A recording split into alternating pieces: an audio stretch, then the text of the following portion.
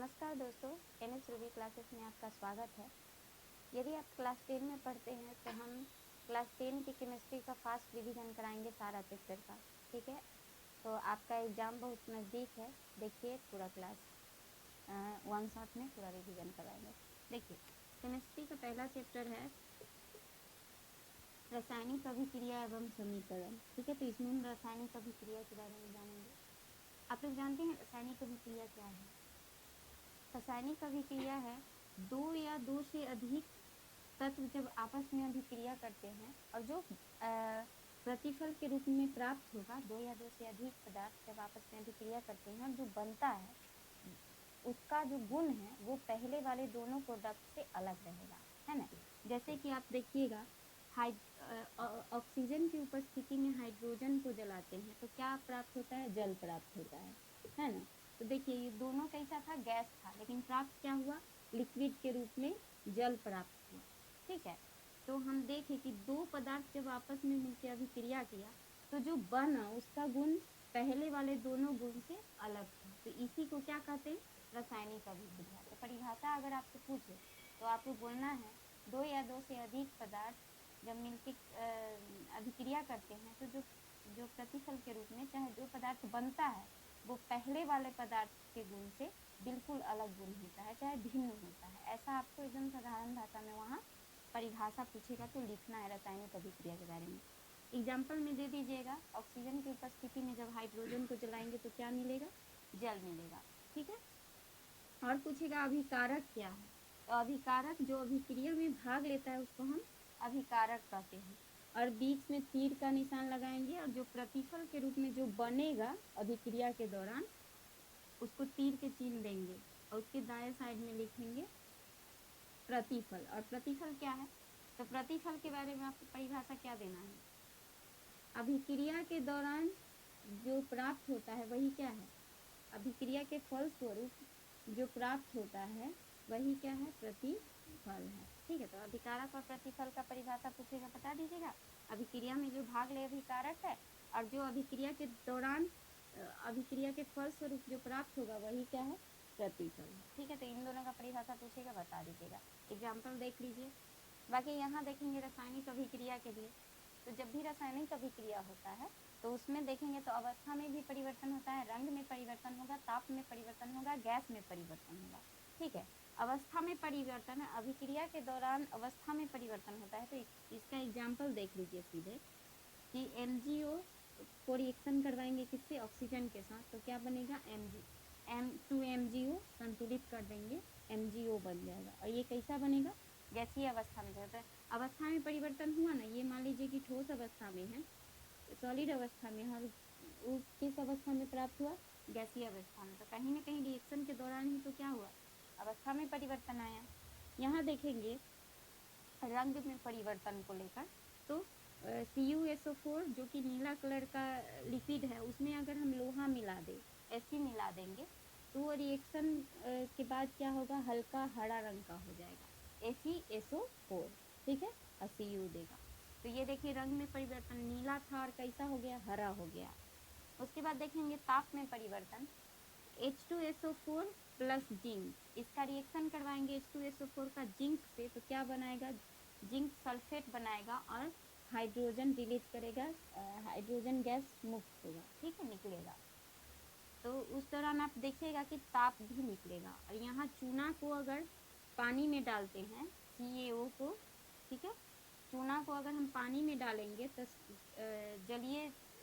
जलीय रूप में प्राप्त हो जाता है चूना, जो रंग के चेंज करते हैं। तो उस दौरान याद करिएगा थोड़ा खदकता है पानी जैसी चूना पर डालते हैं तो उस दौरान ना ताप भी निकलता है, उष्मा भी रिलीज हो रहा है और गैस भी रिलीज हो रहा होता है। ठीक है, तो याद रखिएगा कि गैस के परिवर्तन के लिए भी उदाहरण हो गया और ताप के लिए भी हो गया, क्योंकि उससे कुछ ना कुछ उष्मा रिलीज होते रहता है। अच्छा, अब जानेंगे अगला टॉपिक, उत्प्रेरक क्या है। आप जानते हैं उत्प्रेरक क्या है? अभिक्रिया को तीव्र कर देता है। ठीक है, यूँ समझिए कि मान लीजिए कि कोई अपना बच्चा को मार रहा है, तो कभी कभी ऐसा आप लोग किए हैं कि कोई माँ अपनी बच्ची को मार रहे हैं तो आप वो बच्चा के सारा गलती उसी टाइम गिनाते रहते हैं ये किया था आज, तो ये किया वो किया। तो फिर क्या होता है, उसकी मम्मी दुगना स्पीड से मारने लगती है।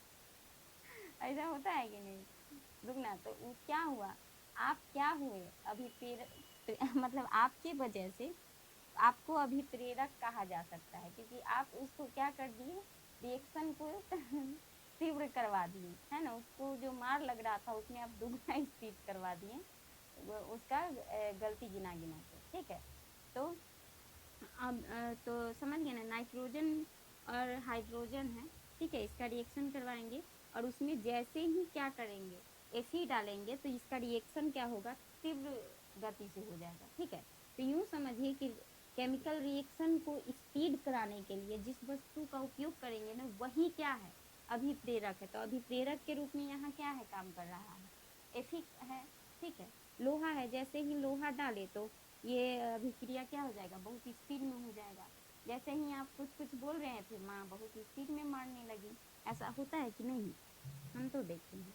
उसका गलती उसी टाइम गिनती कराओ, तुम देखोगे कि स्पीड में बच्चा पिटा रहा है और स्पीड में पिटाएगा, है ना।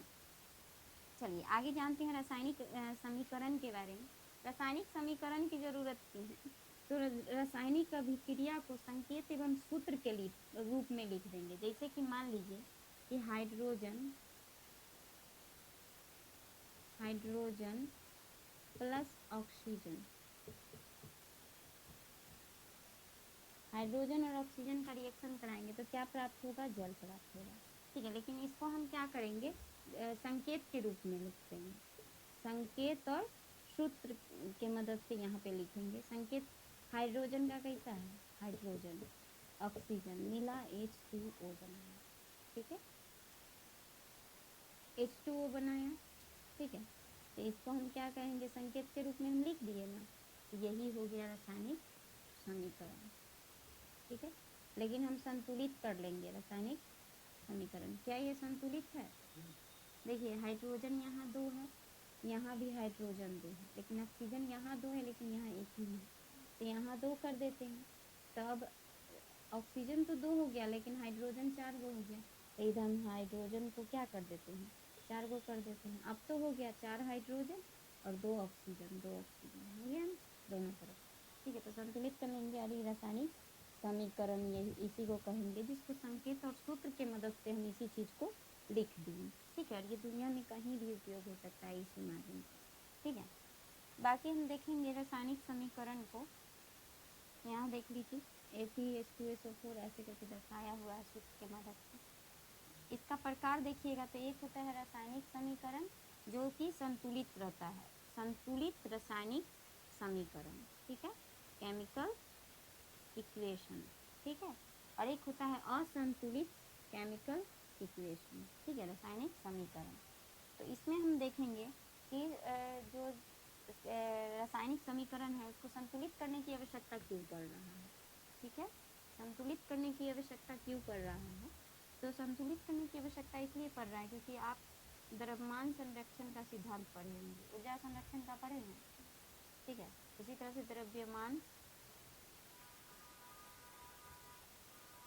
संरक्षण का सिद्धांत होता है, ठीक है। द्रव्यमान संरक्षण का सिद्धांत क्या है, तो द्रव्यमान को ना तो बनाया जा सकता है ना ही बिगाड़ा जा सकता है, उसी के एक रूप से दूसरे रूप में, जैसे ऊर्जा में पढ़े उसी तरह से द्रव्यमान भी संरक्षित है, ठीक है। कैसे, अब देखिए इसको तोड़िएगा तो द्रव्यमान संरक्षित कैसे है, क्यों संतुलित करना पड़ रहा है दोनों तरफ के परमाणु संख्या को, कोई भी रिएक्शन जैसे हम यहाँ से उठा लेते हैं Fe प्लस H2O बना लिया क्या, Fe3O4 प्लस H2, ठीक है। अब इसको हम क्या करेंगे, दोनों तरफ के परमाणु संख्या क्या होना चाहिए, समान, ठीक है। और द्रव्यमान जो है भार वो भी समान होना चाहिए, ठीक है, भार क्या होना चाहिए, समान होना चाहिए। देखिए अगर हम देखेंगे यहाँ Fe कै गो है, 3 गो है, ठीक है, तो इधर तो एक ही है, ठीक है। ऐसे आपको अगर दिक्कत होगा संतुलित करने में तो ऐसे सीखना है संतुलित करने का, LHS RHS तीर के इस साइड दायां साइड को, और इसको लिखेंगे। अब देखिए इसमें प्रोडक्ट क्या क्या है, Fe है, H है ऑक्सीजन है ना, Fe हाइड्रोजन ऑक्सीजन है ना, और इधर भी वही सब प्रोडक्ट होगा क्योंकि जो रिएक्शन कराए हैं वही ना उधर प्राप्त होगा। तो देख लीजिए यहाँ FeHO है, इधर LHS में कै गो Fe है, एक है, हाइड्रोजन कै गो है, दो गो है, ऑक्सीजन कै गो है, एक है, यहाँ इधर देखेंगे Fe कै गो है, तीन, हाइड्रोजन कै गो है, दो, ऑक्सीजन कै गो है, चार। देख लिए। अब Fe को हमको क्या करना है, तीन गो करना है, तो हम यहाँ तीन लगा दें, Fe तीन हो गया, इसका काम खत्म, इसका काम खत्म, यहाँ तीन से गुना कर दिए। अब यहाँ हाइड्रोजन कै गो है, दो गो है, और इधर भी हाइड्रोजन दो गो है, तो यहाँ से कोई दिक्कत नहीं, हाइड्रोजन यहाँ भी दो, यहाँ भी दो है। चलिए, यहाँ ऑक्सीजन एक है, यहाँ चार है, इसमें चार से गुना कर देंगे आ जाएगा, तो ऑक्सीजन यहाँ है, ठीक है। LHS में हमको चार से गुना करना है, तो यहाँ अगर हम चार लगाते हैं तो दिक्कत ये हुआ कि तो चार गो हो गया, लेकिन हाइड्रोजन कै गो हो गया, आठ गो हो गया, तब हम यहाँ क्या लगा देंगे, चार, ठीक है। अब तो चार दुनिया से यहाँ भी हो गया, ठीक है, अब संतुलित हो गया, ठीक है। तो परमाणु भार का पता कैसे लगाइएगा कि परमाणु भार समान है या नहीं है। जैसे कि मान लीजिए कि आप एक एग्जाम्पल हम लेते हैं, हाइड्रोजन प्लस ऑक्सीजन बराबर H2O है ना, इसमें आप इसको समान कीजिएगा तो कैसे होगा, हाइड्रोजन यहाँ दो है, ऑक्सीजन दो है, यहाँ ऑक्सीजन एक ही है, इसलिए यहाँ दो लगा दिए, और यहाँ ही चार, अब तो संतुलित है। अब इसमें मान लीजिए कि हमको परमाणु भार निकालना है, भार समान करके देखना है कि दोनों तरफ भार समान है या नहीं, तब क्या कीजिएगा बताइए। इसका परमाणु भार कितना होता है, हाइड्रोजन का 1 होता है, और यहाँ कै गो है, दो गो है, ठीक है। तो यहाँ हम लिख लेंगे हाइड्रोजन का परमाणु भार है पहले से एक, और कै गो है, दो गो, तो कै हो गया, दो, प्लस ऑक्सीजन का परमाणु भार कितना होता है, इसका परमाणु संख्या के दुगना होगा, 16 होगा, और कै गो है, दो गो होता है, 16 दूनी 32, और प्लस कितना हो जाएगा, 32 और दो कितना, 34। लेकिन अगर संतुलित हम कर दिए, ऐसे तो 34 ही आता, लेकिन संतुलित करने के दौरान हम यहाँ दो लगाए हैं, तो अब क्या लिखते हैं हम यहाँ, चार लिखेंगे, दो दूनी चार, और फिर यहाँ पे चार लिखते, तो यहाँ कितना आएगा, 36। इसका मतलब परमाणु भार जितना इधर है उतना ही इधर आना चाहिए, ठीक है। तो अब देखिए यहाँ इसका लिखेंगे कितना, इसका लिखेंगे 4 गुने 1 हाइड्रोजन के लिए, प्लस ये 2 है ना, ऑक्सीजन कितना है, 2, तो 16 दूनी 32 प्लस 4 कितना हो जाएगा, 36। देखिए इधर भी परमाणु भार उतना ही है जितना इधर है, ठीक है। तो इसलिए परमाणु भार क्या करना है, दोनों तरफ सेम होना चाहिए, ठीक है। तो ये था संतुलित और असंतुलित, ठीक है, और मिटा दिए, ठीक है। चलिए, दोनों तरफ क्या होना चाहिए, समान होना चाहिए। अब यहाँ देखिए इसको संतुलित करके हम दिखाए हुए हैं, ये ठीक है, Fe में 3 लगाए, यहाँ भी तो दिखाए थे वही बात, ठीक है। इसको संतुलित करके दिखाइए तो आप लोग H2S plus HNO3 NO plus H2S plus H, आप लोग करके दिखाइए इसको संतुलित। ऐसे कहेंगे द्रव के लिए लिक्विड गैस, और विलयन के लिए AQ, और गैस का निष्कासन कहेगा तो ऊपर, निष्कासन कहेगा तो ऊपर के तरफ तीर, और नीचे के तरफ दीजिएगा जब आप शोषण करेंगे। AQ नहीं तो होता है। तो आप लोग को हम रासायनिक समीकरण को संतुलित करने के लिए दिए थे। आगे देखिए अभिक्रिया के प्रकार के बारे में। अभिक्रिया के प्रकार देखेंगे तो एक होता है संयोजन अभिक्रिया, वियोजन अभिक्रिया, ऊष्माक्षेपी, ऊष्माशोषी, उपचयन, ऑक्सीडेशन और अपकरण, रेडॉक्स और उदासीन और अवक्षेपण, ठीक है। आप सबको समझिए क्या है ये, ठीक है। संयोजन अभिक्रिया पूछेगा कि संयोजन अभिक्रिया क्या है, और परिभाषा पूछेगा तो आपको बोलना है दो या दो से अधिक तत्वों को अभिक्रिया कराने पर क्या प्राप्त होगा, जो प्राप्त होगा उसका गुण क्या होगा, पहले वाले पदार्थों से भिन्न होगा। इसे कार्बन और ऑक्सीजन का हम रिएक्शन करवाएंगे तो कार्बन डाइऑक्साइड बनेगा, ठीक है। तो दो या दो से अधिक पदार्थों का रिएक्शन करवाने पर जो तीसरा पदार्थ बनेगा, ठीक है, प्रतिफल के रूप में, ये प्रतिफल जो है वो अभिकारक से उसका गुण क्या होगा, नया चीज बनेगा, बिल्कुल नया चीज, ठीक है, नया पदार्थ बनेगा, ठीक है, नया पदार्थ बनेगा, ठीक है। वियोजन का बात करेंगे, उपचयन का, तो उपचयन में देखेंगे कि एक बड़ा पदार्थ टूटेगा दो हिस्सा में, अब दोनों का गुण क्या होगा, पहला का पदार्थ से अलग होता है। इसमें आप घटन में याद रखना है टूटना, ठीक है, एक पदार्थ टूट के दो या दो से अधिक पदार्थों में टूट जाएगा, ठीक है। उष्माक्षेपी का बात करेंगे तो याद रखिएगा उष्माक्षेपी मतलब उष्मा का उत्सर्जन होना, ठीक है। अब रिएक्शन के दौरान उष्मा का उत्सर्जन, जैसे आप सांस लेते छोड़ते हैं उस समय क्या होता है, उष्मा का उत्सर्जन हो रहा है। कोई चीज जल रहा है उस समय उष्मा का क्या हो रहा है, उत्सर्जन हो रहा है, ठीक है। तो इसमें आपको याद रखना है CH4 ऑक्सीजन के साथ रिएक्शन कराएंगे CO2 + 2H2O, ठीक है। अगर चूना को हम क्या करेंगे, पानी में डालेंगे, तो उस दौरान जो रिएक्शन हो रहा है, चूना पानी का घोल बना लेते हैं पानी डालकर, तो उस दौरान क्या होता है, उष्मा का क्षेपण होता है, उत्सर्जन होता है उष्मा का, ठीक है, ताप निकलता है। उष्मा शोषी का बात करेंगे तो इसमें उष्मा का अवशोषण होगा, ठीक है, उष्मा का अवशोषण होगा, CaCO3 को लेंगे और CaO के साथ रिएक्शन कराएंगे, CO2 बनेगा, ठीक है, कार्बन डाइऑक्साइड गैस के रूप में रिलीज होगा, ठीक है। इसमें यहाँ पर उष्मा का अवशोषण होगा, ठीक है। यहाँ देखेंगे जैसे बर्फ वगैरह अगर आप क्या करते हैं, बर्फ जमाते हैं तो उष्मा की जरूरत है, ठीक है, वहाँ पे उष्मा का अवशोषण होता है। ऑक्सीकरण का बात करेंगे तो इसमें जिंक का H2SO4 के साथ अगर हम रिएक्शन करवाएं तो क्या ZnSO4 H2 देगा, हाइड्रोजन गैस देगा, ठीक है। इसमें ऑक्सीकरण में क्या होगा कि इसको ऑक्सीजन से रिएक्शन होना चाहिए, ठीक है। किसी भी पदार्थ का अगर हम ऑक्सीजन से रिएक्शन करवा दिए तो उसको ऑक्सीकरण करा दिए। जैसे कि आप लोहा में जंग लगना एक तरह का कह सकते हैं कि ऑक्सीजन की वजह से ही ऐसा हो जाता है, नमी की वजह से। जैसे भोजन का सड़ जाना, ठीक है, ऑक्सीजन की वजह से हो जाता है। जैसे कि अगर हम बात करेंगे कि भोजन का सड़ना, आग लगना ऑक्सीजन की वजह से होता है, तो ये सब भी क्या है, ऑक्सीकरण अभिक्रिया है, ठीक है। ZnSO4 यहाँ पर देखेंगे, ठीक है भाई, उनको बोलो चुप रहने के लिए, ठीक है। आगे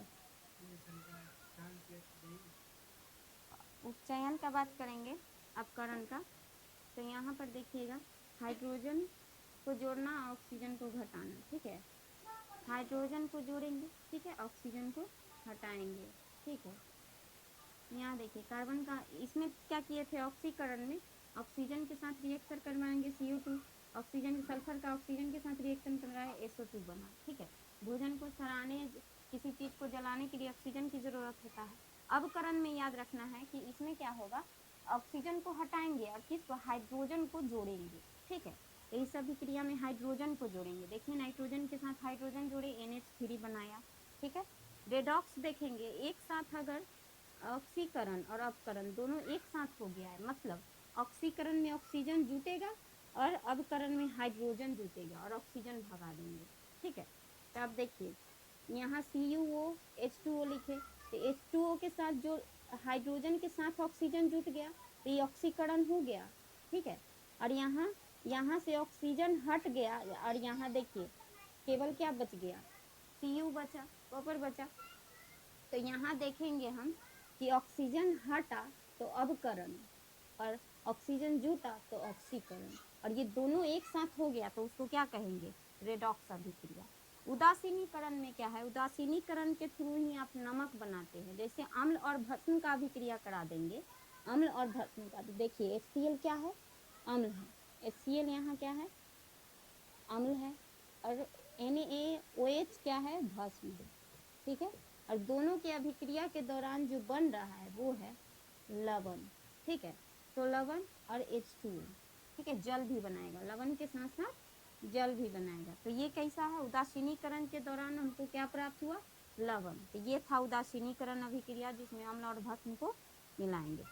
ये था। अब क्षेपण का बात करेंगे तो अपक्षेपण क्या है, ऐसा पदार्थ जो विलयन में ना घुले, ठीक है, मतलब ठोस पदार्थ। जब भी आप विलयन में किसी चीज को मतलब मिक्स कीजिए तो उसमें आप देखिएगा कि जो पदार्थ नहीं घुल पाया उस विलयन में उसी को क्या कहेंगे, अपक्षेप बना, ठीक है, अपक्षेपण, विलयन में ठोस पदार्थों का पृथक्करण न होना, ठीक है।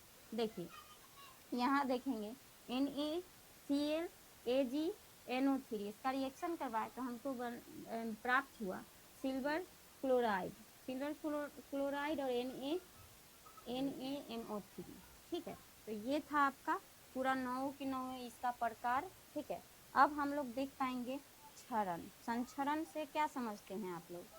मिटाने वाला कुछ है, डस्टर है? संक्षरण से आप क्या समझते हैं? नहीं, संक्षरण से आप लोग क्या समझते हैं बताइए? जस्तीकरण समझते हैं?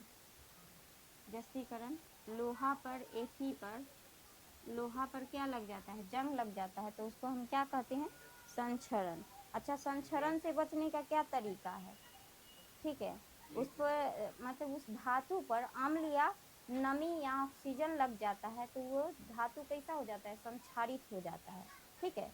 संक्षरण मतलब जंग लग जाना, तो जंग लगने से बचाने का क्या उपाय है, आप टेंट कर दीजिए, चाहे जस्ता जिंक का लेप लगा लेंगे, जिसको हम जस्तीकरण या गैल्वेनीकरण या यशोदा लेपन कहते हैं, ठीक है, यशोदा लेपन, या ग्रीस लगा दो, हवा, ठीक है, हवा और नमी से क्या करना है, उसको दूर रखना है, किसको, संक्षारण को, ठीक है। ऑक्सीजन के वजह से जंग लगता है, याद रखना है।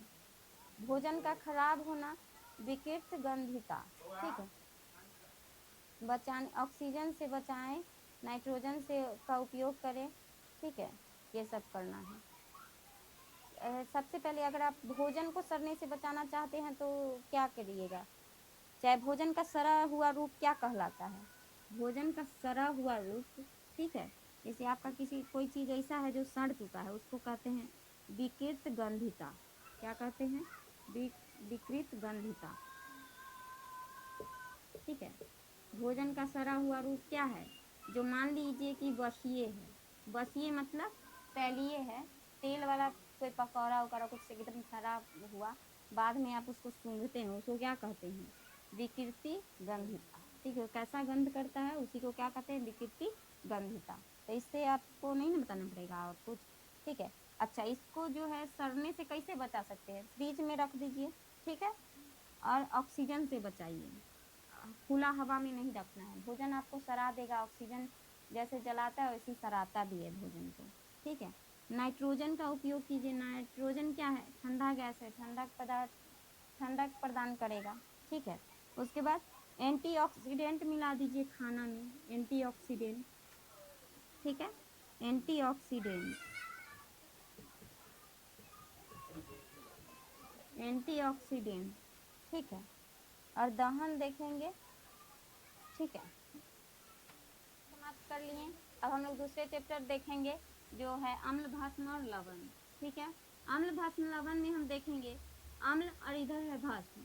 आप लोग अम्ल के बारे में जानते हैं कि अम्ल जो है स्वाद में कैसा होता है, खट्टा होता है, जबकि भस्म स्वाद में कड़वा होता है, कड़वा होता है, ठीक है। इसमें अम्ल में पूछेगा तो ये दो प्रकार का होता है, एक होता है हाइड्रोक्सी एसिड और एक होता है ऑक्सी एसिड, ठीक है। हाइड्रोक्सी में हाइड्रोजन रहेगा, देखिए हाइड्रोजन के साथ है HCl HF, ठीक है।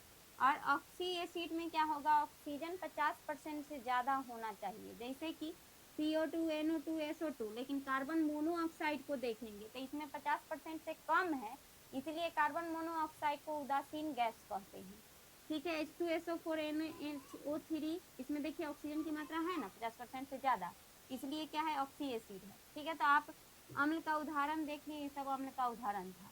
नीला लिटमस पत्र को लाल कर देता है, जबकि भस्म क्या करता है, भस्म लाल लिटमस पत्र को नीला करता है। एसिड से याद रखिएगा, अगर आपको मान लीजिए याद नहीं रहता है कि किसमें क्या था, तो मान लीजिए कि कोई एसिड अटैक करता है तो उसका मुंह कैसा हो जाएगा, लाल, है ना, जैसे लाल नहीं होता है, पूरा खदक जाता है, ठीक है। लेकिन थोड़ा देर के लिए ऐसा कि गुस्सा से लाल हो जाएगा, जिसपे अटैक कर देता है, तो एसिड लाल, ठीक है, ऐसे करके याद रखना है। विद्युत का सुचालक, ठीक है, ये अम्ल जो होता है हमेशा विद्युत का सुचालक होता है, और भस्म भी विद्युत का क्या है, सुचालक होता है।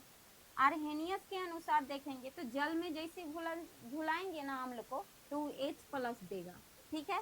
और ब्रोस्टेड एवं लॉरी के अनुसार प्रोटॉन प्रदान करता है, तो प्रोटॉन प्रदान कौन करता है? जो इलेक्ट्रॉन ग्रहण करता है उसी पर प्लस चार्ज आ जाता है, और प्लस चार्ज का मतलब H प्लस, ठीक है। तो तीनों बात क्या है? एक ही है। लुईस बोले कि इलेक्ट्रॉन को क्या करता है? ग्रहण करता है, जो इलेक्ट्रॉन ग्रहण करेगा उस पर प्लस चार्ज आ जाता है, और plus charge H plus charge, ये बात कौन बोला?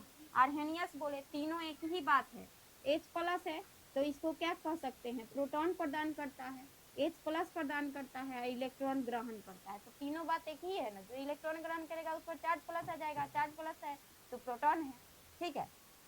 वर्ग 17 के हाइड्रोजन का समूह जो है उससे अगर आप एसिड बनाइएगा तो देख लीजिए इसमें देख लीजिए HNO3 जो है अम्ल का रानी कहलाता है, जबकि H2SO4 जो है अम्ल का राजा कहलाता है, ठीक है।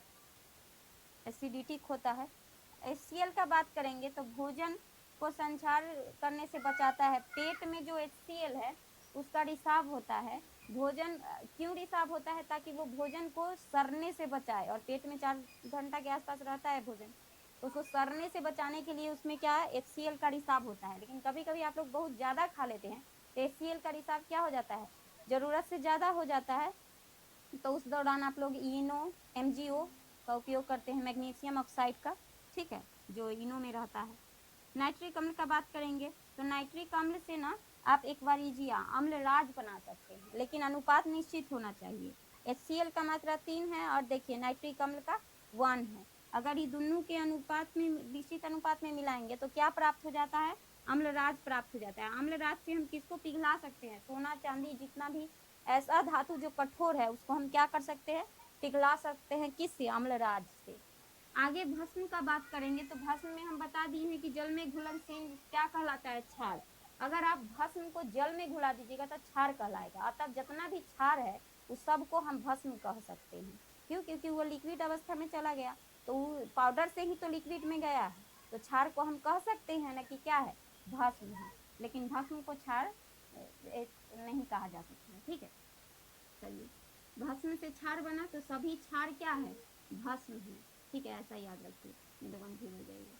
लाल लिटमस पत्र को क्या कर देगा? नीला कर देगा। और वो क्या कर रहा था? नीला को लाल कर रहा था, ये उल्टा कर रहा है, ठीक है, लाल को नीला कर रहा है। विद्युत का सुचालक होता है, देखे थे कि धातु क्या है? अम्ल भी क्या करता है? विद्युत का सुचालक ही है, और भस्म भी क्या है? विद्युत का सुचालक है, विद्युत का प्रभाव हो जाएगा। और ये जल में घोलकर H प्लस दे रहा था अम्ल, और ये जो भस्म है वो OH माइनस देगा, क्या प्रदान करेगा?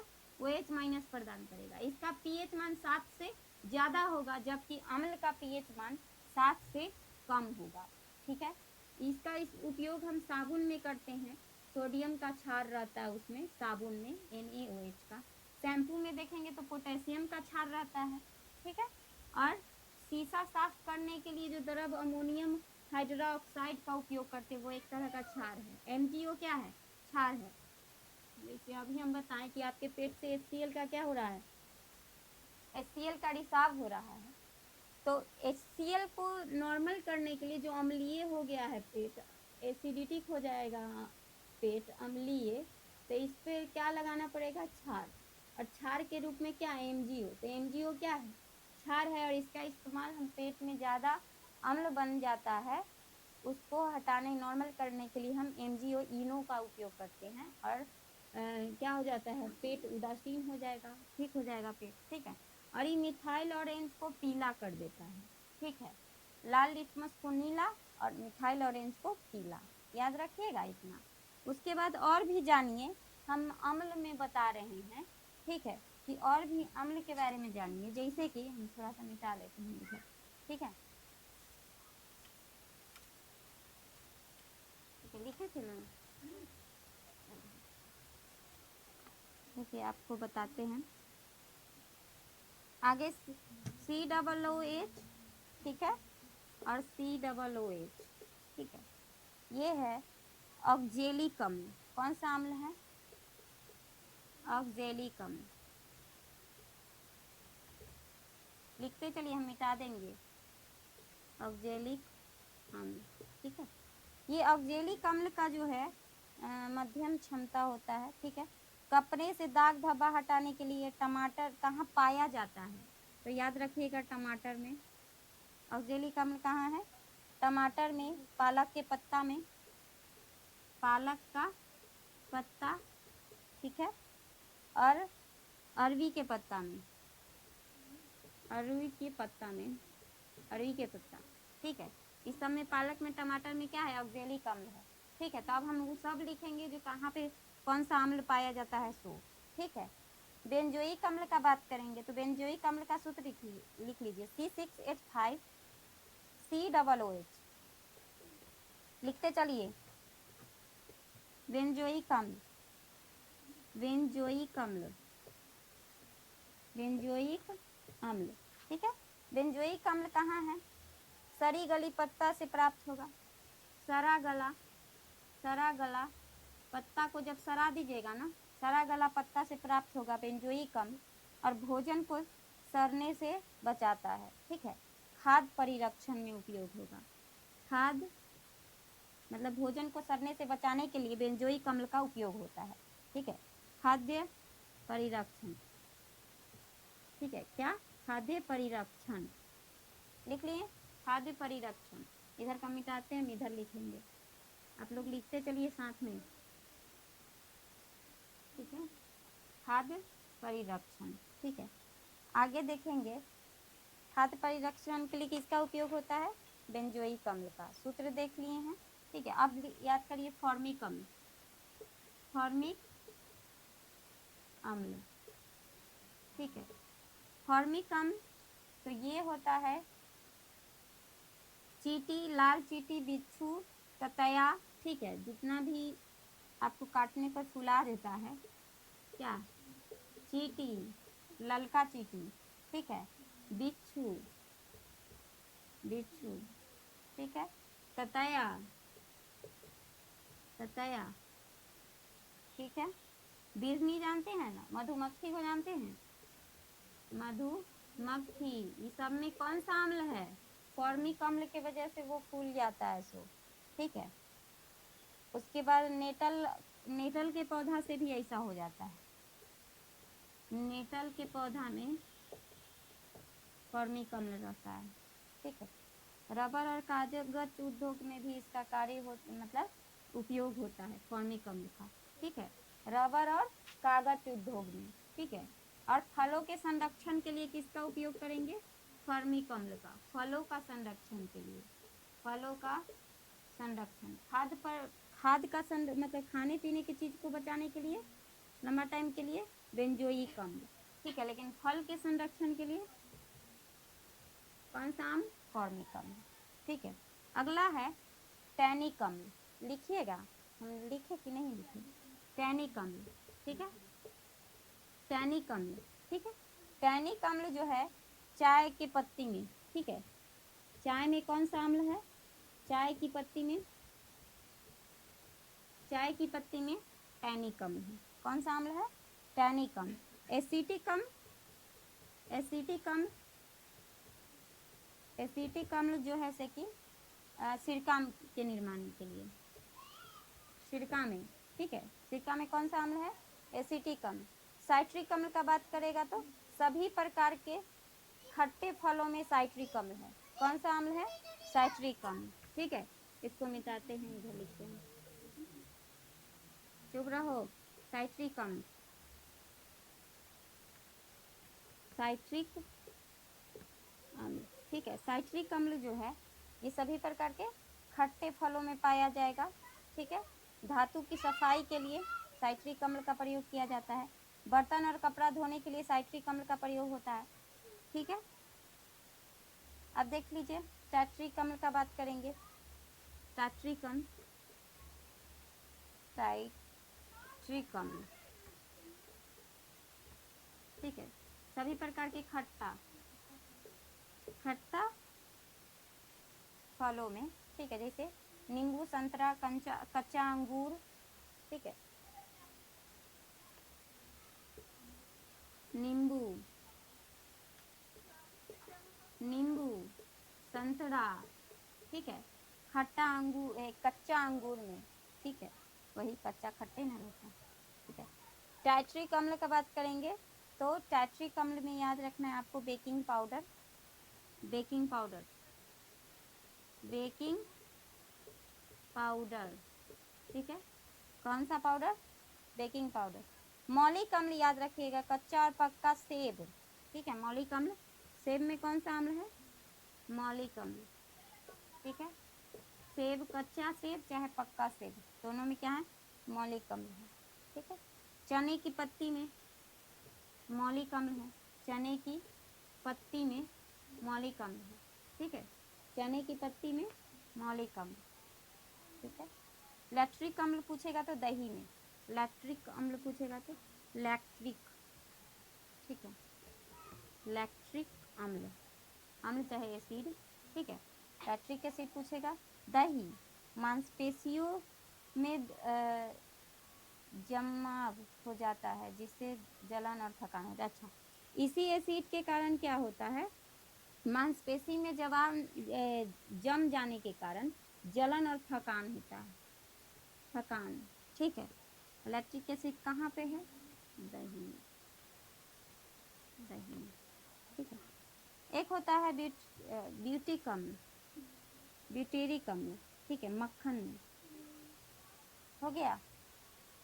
चलिए, ये था अम्ल, अम्ल से रिलेटेड था जो आपको याद रखना है कि सिट्रिक अम्ल, फॉर्मिक अम्ल, टैनिक अम्ल कहाँ होता है, ठीक है। अब आपको हम भस्म से रिलेटेड कुछ बताएंगे, ठीक है, जिसमें हम साबुन में बताए थे सोडियम का क्षार होता है, शैम्पू में पोटेशियम का क्षार होता है, शीशा साफ करने के लिए ammonium hydroxide, milk of magnesia का उपयोग कहाँ होता है आपको पता है। चलिए आप जानिए थोड़ा सा पीएच मान के बारे में, मिटा दें। चलिए, पीएच मान कहाँ से कहाँ तक होता है? 0 से 14 तक, देख लीजिए, 0 से कहाँ तक? 14 तक, ठीक है। पीएच स्केल, ठीक है, पीएच स्केल, ठीक है। पीएच स्केल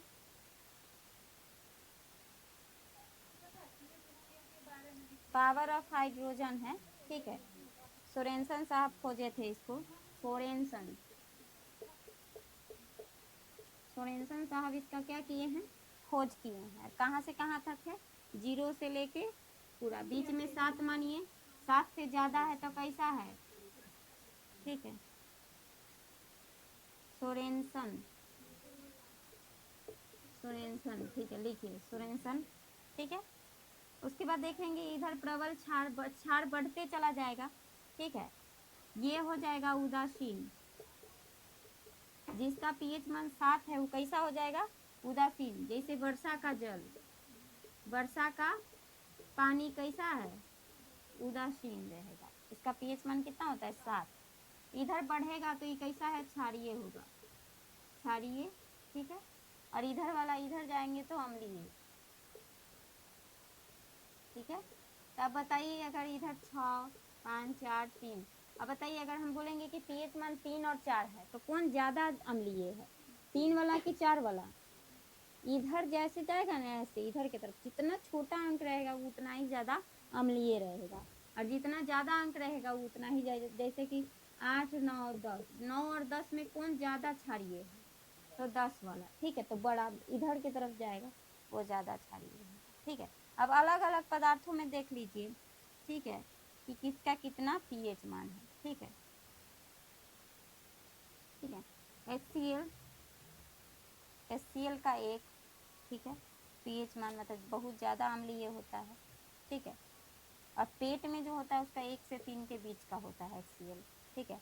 नींबू में, नींबू में पूछेगा तो उसी टाइम लिख लीजिए, नींबू में पूछेगा तो याद रखना है 2 से 2.5 के बीच में, ठीक है, 2 से 2.5 के बीच। सिरका का 3 होता है, सिरका का पीएच मान 3, इधर हम पीएच मान लिख रहे हैं, ठीक है। सिरका का 3 होता है, शराब का 3, सिरका और शराब, सिरका और शराब का 3 है, ठीक है।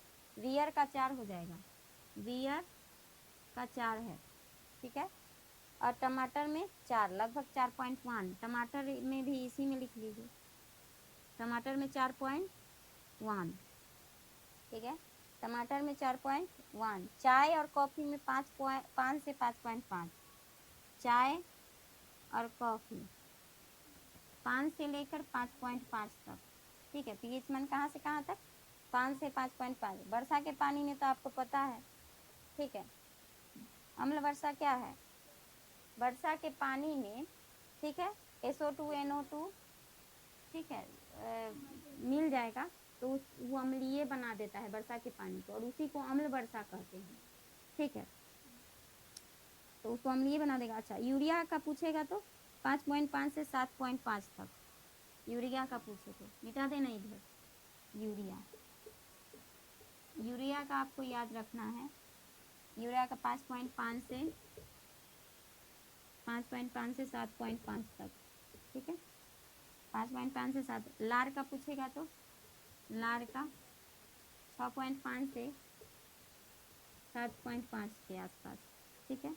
रक्त का पूछेगा तो 7.4, रक्त का 7.4, ठीक है। दूध का पूछेगा तो दूध का 6.4, ठीक है। दूध का। बेकिंग सोडा का 8.4, लिखिए।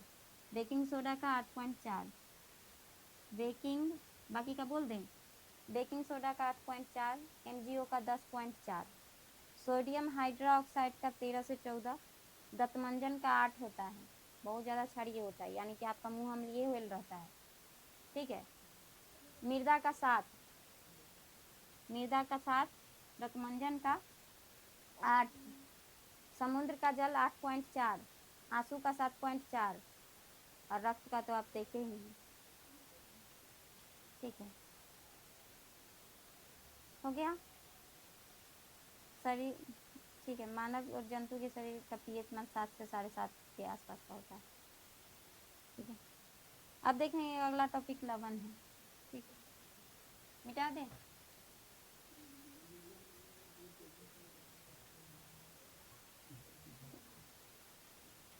लवण देखिए, लवण को क्या कहते हैं? साल्ट, ठीक है। ये कैसे बनेगा? अम्ल और भस्म मिलने पर क्या बन जाता है? लवण। और लवण का कई प्रकार है, ठीक है। जैसे आप देखते हैं NaOH का रिएक्शन करवा देते हैं आप HCl के साथ, तो आपको प्राप्त होता है NaCl प्लस जल H2O, ठीक है। तो ये बना लवण, ठीक है। और ये प्रबल अम्ल है और ये प्रबल क्षार है, ठीक है। प्रबल क्षार मतलब स्ट्रॉन्ग बेस और स्ट्रॉन्ग एसिड, स्ट्रॉन्ग बेस, ठीक है, स्ट्रॉन्ग बेस, इस तरीके से। बाकी सामान्य लवण का बात करेगा तो ना अम्लीय गुण और ना क्षारीय गुण होता है। सामान्य लवण में क्या होगा? ना अम्लीय होगा ना क्षारीय होगा। सामान्य लवण भी 3-4 क्या प्रकार का होता है भाई? 4 प्रकार का होता है, ठीक है। सामान्य लवण का बात करेगा, सामान्य लवण, ठीक है। तो याद रखिएगा, सामान्य लवण ना तो अम्लीय होता है और ना ही क्षारीय होता है, ठीक है। जैसे Na2SO4, NaCl क्या है? ना अम्लीय है ना क्षारीय है, इसलिए तो आप लोग खाते हैं, यही ना खाते हैं। CuSO4 लिख लीजिए सामान्य लवण में, ठीक है। अम्लीय लवण में देख लीजिए, दूसरा है अम्लीय लवण। अम्लीय लवण सुन के कैसा लग रहा है? अम्लीय होगा, हाइड्रोजन की उपस्थिति रहेगा। क्यों? क्योंकि आप अम्ल में पढ़े हैं कि H प्लस देता है। क्या देता है? H प्लस देता है, ठीक है। तो हाइड्रोजन की उपस्थिति रहेगा, अम्लीय गुण देखा जाता है। कैसा गुण रहेगा? अम्लीय गुण रहेगा और हाइड्रोजन का उपस्थिति रहेगा, ठीक है। जैसे हम देखेंगे NaHCO3, ठीक है। देख लीजिए, ये क्या है? अम्लीय लवण है। क्षारीय लवण का बात करेगा तो अरे अम्लीय है उसमें अम्लीय गुण है, क्षारीय है उसमें क्षारीय गुण रहेगा, ठीक है। कुछ विशेष नहीं है। क्षारीय लवण, क्षारीय में क्या होगा? क्षारीय गुण रहेगा, ठीक है। और वो में H दिया है तो इसमें क्या देगा? OH देगा, जिसमें क्षार में देखे थे OH माइनस दे रहा था। और इसका गुण कैसा रहेगा? क्षारीय रहेगा, ठीक है। द्विलवण होता है, ठीक है। दो सामान्य लवण से मिलकर जो बनता है उसे द्विलवण कहते हैं। दो सामान्य लवण से मिलकर बनेगा उसको द्विलवण कहते हैं। दुई लवण, ठीक है, दो सामान्य लवण से मिलकर बनेगा, ठीक है। जैसे K2SO4, Al2SO4, ठीक है, 24H2O, ये पूरा एक साथ है, ठीक है। K2SO4 अलग है, ठीक है। ये था लवण, ठीक है, एक है वन है, ठीक है। एक होता है मिश्रित लवण, ठीक है, एक होता है मिश्रित लवण।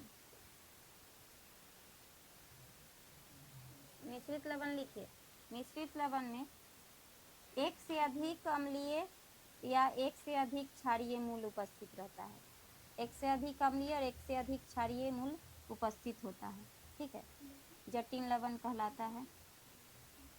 ये लवण जल में कम घुलनशील होता है, जटिल लवण, ठीक है। चलिए हो गया। बाकी अब देख लीजिए, अगर आपसे पूछेगा ना कि स्ट्रॉन्ग एसिड स्ट्रॉन्ग बेस मिलने पर क्या कैसा रहेगा, नमक कैसा हो जाएगा, उदासीन, ठीक है। हमेशा याद रखिएगा, दोनों स्ट्रॉन्ग है कोई बात नहीं है, दोस्ती चलेगा, दोनों में से कोई एगो वीक हो जाएगा तो गड़बड़ हो जाएगा। वीक एसिड मान लीजिए और स्ट्रॉन्ग बेस, तो ये कैसा बना लेगा, स्ट्रॉन्ग कौन है, बेस है, तो कैसा रहेगा वो, स्ट्रॉन्ग एसिड, ठीक है, क्या केमिस्ट्री, हाँ। मिश्रित में है एक से अधिक अम्लीय या एक से अधिक क्षारीय मूल उपस्थित रहता है, ठीक है। मिश्रित में एक से अधिक अम्लीय और एक से अधिक क्षारीय रहेगा। और एग्जाम्पल चाहिए, इसका एग्जाम्पल ले लीजिए, CaOCl और यहाँ Cl है, फिर CaOCl2, CaOCl2, ठीक है, कितना लिखिए, ठीक है। आगे स्ट्रॉन्ग एसिड, ठीक है, और वीक एसिड अगर रहे तो क्या कीजिएगा, वीक बेस, सॉरी बेस रहेगा, तो कैसा हो जाएगा, स्ट्रॉन्ग कौन है, एसिड, तो एसिड अम्लीय हो जाएगा, कौन जीतेगा, हमेशा मजबूतहा जीतेगा, ठीक है।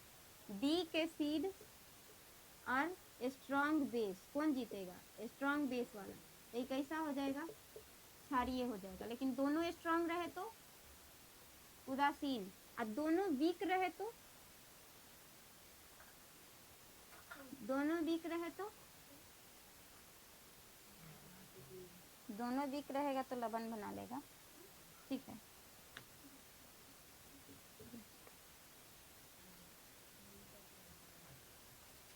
दोनों वीक रहेगा लवण बना लेगा, दोनों स्ट्रॉन्ग रहेगा लवण बना, मतलब गरीब में दोस्ती हो सकता है, अमीर में दोस्ती हो सकता है, लेकिन कहियो अमीर और गरीब में तो कौन जीतेगा, हमेशा अमीर रहा, तो स्ट्रॉन्ग वाला क्या होगा, अम्लीय बना लेगा। जो स्ट्रॉन्ग एसिड अगर रहा स्ट्रॉन्ग तो एसिडिक हो जाएगा, बेस रहा तो बेसिक हो जाएगा वो, ठीक है। देखिए स्ट्रॉन्ग बेस था तो यहाँ कैसा हो गया था, क्षारीय हो गया था, आपको यही याद रखना है, ठीक है। अब कुछ बचा नहीं इसमें, ठीक है। चलिए अब अगला टॉपिक देखते हैं, ठीक है, धातु अधातु के बारे में, चलिए धातु अधातु, ठीक है। धातु अधातु में हम देखेंगे पूरे ब्रह्मांड की ऊर्जा को, पदार्थ और ऊर्जा है से मिलकर बना हुआ है ब्रह्मांड। पदार्थ में देखेंगे तो भौतिक पदार्थ और रासायनिक पदार्थ, ठीक है। भौतिक पदार्थ में ठोस, द्रव, गैस और प्लाज्मा और बोस क्या है, हाँ, बोस आइंस्टीन कंडेंसेशन, ठीक है, ये पांचवा अवस्था है पदार्थ का, ठीक है। प्लाज्मा जैसे सूर्य और बिजली में क्या है, प्लाज्मा है, ठोस आपको पता है जिसका आकार आयतन दोनों निश्चित होता है, द्रव पानी है, पानी का आकार निश्चित है नहीं है, जिसमें रख दीजिए वैसा ही हो जाएगा। ऑक्सीजन, इसका आकार और आयतन दोनों अनिश्चित होगा, कहाँ ही रख दीजिए वैसा ही हो जाएगा, जैसे ऑक्सीजन, तो ये सब गैस हो गया। प्लाज्मा में सूर्य क्या है, प्लाज्मा अवस्था में है, बिजली, ठीक है, वो साइंस कंडेंसेन आइंस्टीन आइंस्टीन कंडेंसेन जो है ये 5वां अवस्था जो अभी खोज हुआ है। बाकी अगर हम शुद्ध अशुद्ध का बात करेंगे तो रासायनिक पदार्थ का शुद्ध और अशुद्ध, इसमें देखिएगा तत्व शुद्ध पदार्थ जो है तत्व है और यौगिक है दोनों, लेकिन यौगिक क्या है मिश्रण है, ठीक है। निश्चित अनुपात में जब हम किसी दो तत्वों को मिला देते तो वो क्या कहलाता है यौगिक, लेकिन हम किसी भी अनुपात में मिला देते हैं और किसी भी चीज को मिला देते हैं तो उसको हम मिश्रण कहते हैं। लेकिन दो तत्वों को मिलाएंगे और निश्चित अनुपात में मिलाएंगे तो उसको हम क्या कहेंगे यौगिक। तो यौगिक और मिश्रण में अंतर समझे कि उसमें अनुपात निश्चित नहीं है, कितनों में कुछ मिला दीजिए, और ये क्या है अनुपात निश्चित है। और तत्व क्या है क्या है वह शुद्ध पदार्थ है जो एक ही परमाणु से मिलकर बना रहता है, ठीक है। एक ही तरह के परमाणु से मिलकर बना रहता है उसे तत्व कहते हैं। और टोटल संख्या 118 है, जिसमें से हम देखेंगे धातु अधातु और उपधातु। धातु 92 है और अधातु 22 गो है और उपधातु 7 गो है, ठीक है। जिसमें से हम देखेंगे सबसे भारी धातु पूछेगा तो ओस्मियम, सबसे हल्का धातु पूछेगा तो लिथियम।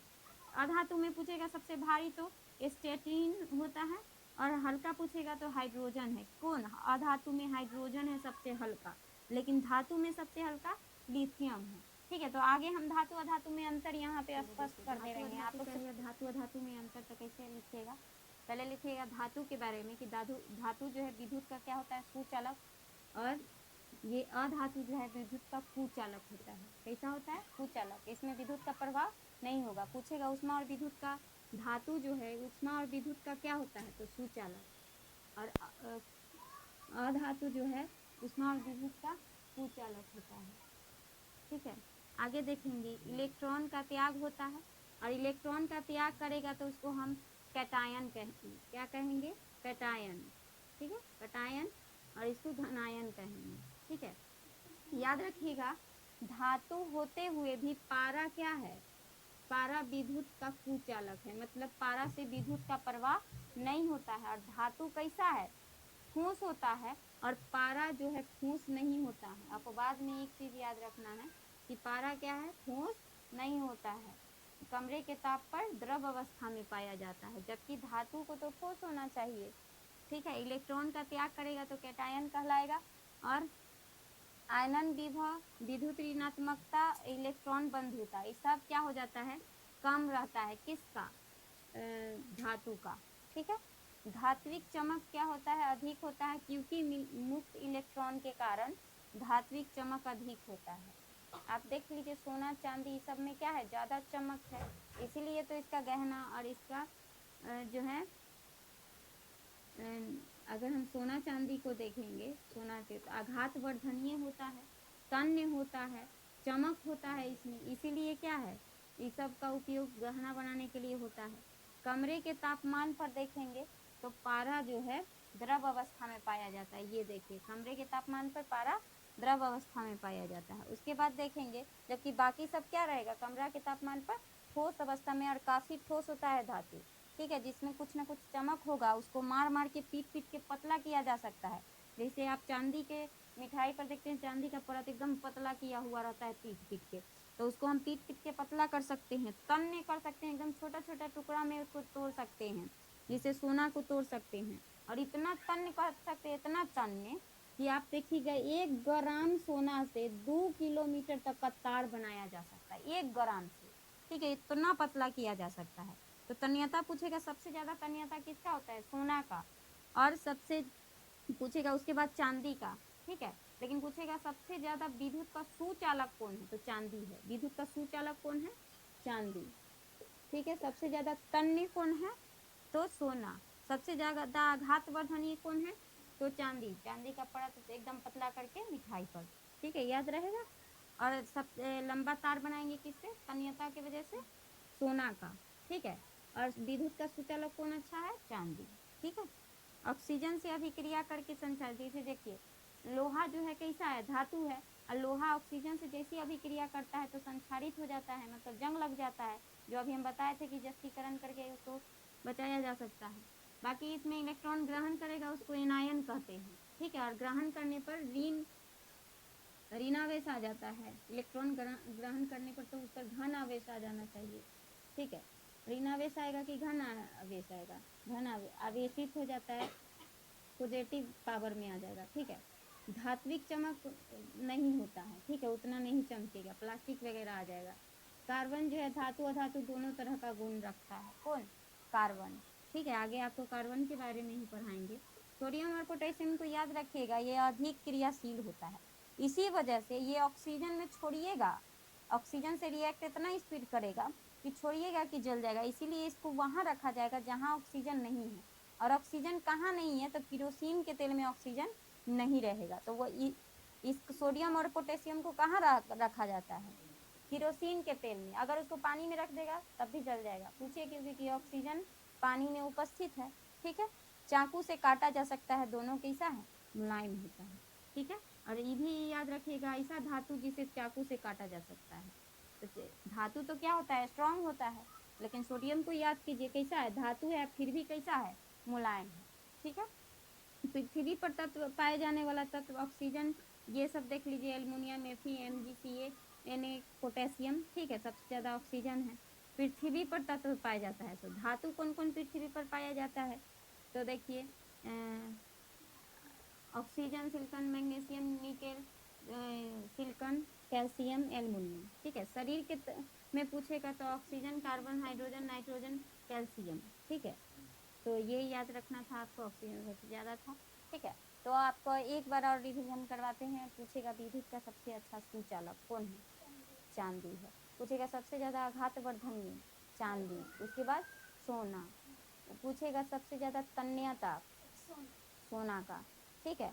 अब विद्युत का मतलब ये धातु जो है कैसा है? ठोस होता है, लेकिन ऐसा बताइए जो उसके अपवाद है, धातु होते हुए भी ठोस न रह के कमरे के ताप पर पिघल जाता है, पारा, ठीक है। Hg मरकरी में जिसका उपयोग होता है, पारा का संकेत क्या है? पारा का Hg है संकेत, जिसका उपयोग कहाँ होता है? थर्मामीटर में होता है, ठीक है। उसके बाद कहेगा कि ऐसा बताइए धातु क्या है? विद्युत का सुचालक है, लेकिन अपवाद बताइए। जो विद्युत का कुचालक है? पारा, ठीक है। इसमें अपवाद पूछेगा तो ग्रेफाइट याद रखिएगा कि अधातु का गुण कैसा है कि वो कुचालक होगा, लेकिन ग्रेफाइट कुचालक होते हुए भी, मतलब विद्युत का नहीं उसमें प्रवाह होना चाहिए, फिर भी उसमें प्रवाह हो जाता है, किसमें? ग्रेफाइट में। जबकि इसका गुण कैसा है? अधातु है, फिर भी इसमें विद्युत का सुचालक मतलब विद्युत का धारा प्रवाह हो जाता है। जैसे पेंसिल के दोनों तरफ क्या कीजिए, दोनों तरफ का छील दीजिए और उसमें तार लपेट दीजिए, तो देखिएगा कि विद्युत का प्रवाह हो गया। आगे बैटरी लगा दीजिए, बल्ब लगा दीजिए, और देखिएगा विद्युत का प्रवाह हो रहा है, ठीक है। तो ग्रेफाइट पेंसिल वाला जो काला हिस्सा वही है क्या? ग्रेफाइट, ठीक है। इलेक्ट्रॉन का क्या करेगा? ग्रहण करेगा, एनायन कहलाएगा, ठीक है। बाकी धात्विक चमक होता है कि नहीं होता है? नहीं होता है। कार्बन जो है दोनों तरह का गुण रखता है, ठीक है। पारा आपको पता चलिए गया है, ठीक है। तो ये था धातु अधातु से रिलेटेड, ठीक है। चलिए, उपधातु पूछेगा तो कितना है? 7 गो है, बताइए तो। ठीक है, लिख लीजिए, बोलिए। एंटीमनी उपधातु कै गो है? उपधातु, ठीक है। मेटेलॉइड पूछेगा तो कै गो है? 7 गो है। याद रखिएगा, ये कैसा होता है? तो अर्धचालक होता है। क्या होता है? अर्धचालक, हल्का जाएगा, हल्का विद्युत का प्रवाह होगा, किसमें? उपधातु में। बताइए कै गो है? 7 का नाम बताइए तो। एंटीमनी, बोरॉन, सिलिकॉन, पोलोनियम, और बताइए। जर्मेनियम, आर्सेनिक, टेलोनियम, बिस्मार्क, ठीक है। ये था आपका सातों के सातों उपधातु। उपधातु के बारे में याद रखना है कि उपधातु अर्धचालक होता है, ठीक है। और कितना संख्या है उपधातु का? 7 गो, ठीक है। पूरा धातु के बारे में क्या याद रखना है? धातु में चमक होता है, तन्यता होता है, आघातवर्धनीय होता है। पूछेगा सबसे ज्यादा चमकीला पदार्थ कौन है? तो आपको याद रखना है चमकीला में पूछेगा तो ग्रेफाइट अधिक चमकीला है।